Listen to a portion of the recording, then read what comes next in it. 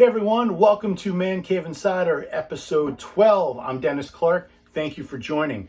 If you like what you see, make sure you subscribe to our channel down below so you can see past and future episodes. You can also follow us on Twitter. Our handle is @CaveInsider. Now we're here in my man cave, and this room is filled with things that I've collected my entire life. And this channel is the stories behind some of those items. And each episode is selected by my 10-year-old daughter. Today, we're going to be talking about Ace Frehley, lead guitar player for the iconic rock group Kiss. Now, in the mid-70s, Kiss was the most popular band in the world due to their anthemic songs such as Detroit Rock City and Rock and Roll All Night and their iconic live shows. Each member was wearing silver and black costumes and had face makeup to align with their persona. Gene Simmons was the Demon, Paul Stanley the Star Child, Peter Criss the Catman, and Ace Frehley the Spaceman. And it was during the filming of the 1978 television movie Kiss Meets the Phantom that Peter Criss and Ace Frehley announced that they wanted to leave the band to pursue solo careers. Kiss's manager Bill Aucoin suggested that each member of Kiss record their own album and they would release them on the same day. So in 1978, Kiss released 4 solo albums. I have a copy of Frehley's album here, an autographed copy that a friend of mine had gotten me a long time ago. Now, when this album came out, it became the best-selling out of all 4 Kiss albums, and it spawned the only hit of the 4 set with the song New York Groove. Now, before this album came out, Ace had only sang lead vocals on 2 Kiss songs, Rocket Ride and Shock Me. But after this, he began to perform more songs with Kiss. Their next album, Dynasty, Frehley sang 3 songs. But in the early 80s, due to the normal vices of rock and roll, Frehley decided to leave the band and pursue his solo career.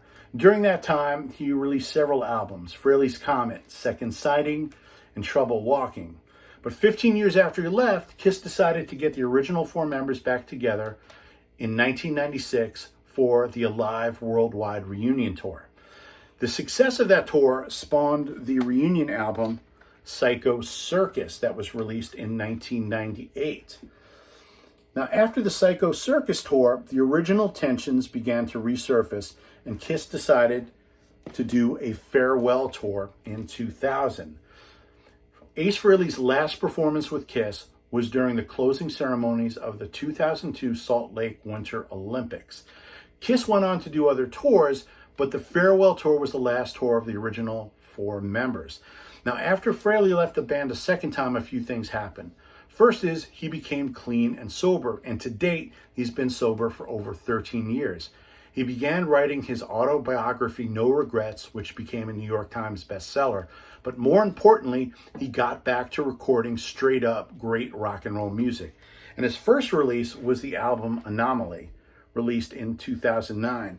Now, if you look at the cover of Anomaly next to his 1978 solo album, there's definite similarities in the covers.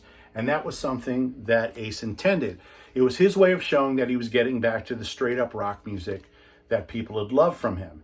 It had a lot of great songs, Outer Space, Foxy and Free.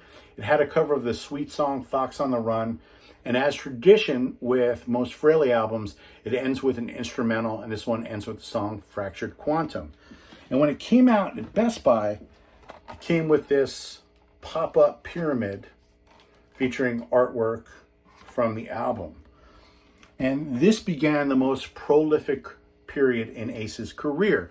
His next album, Space Invader, debuted in the top 10 of Billboard's Hot 200. He released the album Origins Volume 1, which was a covers album that featured appearances by Slash, Lita Ford, and Paul Stanley singing lead vocals on the song Fire and Water. And his next album, Spaceman, featured 2 songs co-written by Gene Simmons. And currently Ace has 2 other projects in the works. He recently completed Origins Volume 2 and has begun writing songs for a new studio album. Now, when I turned 40 a few years back, Ace was doing an autograph signing not too far from here, and he'd always been my favorite member of the band. He was the guitar player, he had the sci-fi character, and I was related to that more than I did to the other ones. So I was excited to go because I can meet him and I can get an autograph and get a picture with him. So this is the picture of me and Ace from a few years back. Now, when you go to these autograph signings, you know, I wasn't under the impression that, hey, I'm going to get to hang out with them. I'm going to, you know, spend quality time with them. You meet him, you say hello, get an autograph, get a picture, shake his hand. And it was a great experience. And it was very cool to meet somebody that I had looked up to for a longer time. And what I got him to sign was that Anomaly album. I framed it. I got it on vinyl. You could see the cover of the album itself has an alien, and it was signed by Ace. So this is something that I've had hanging up ever since I got this room set up. It's something that kind of started this whole thing, and it's something that's you know, something that I really value. So I hope you like this. Make sure you subscribe to our channel so you can see future episodes, and we'll see you next time on Man Cave Insider.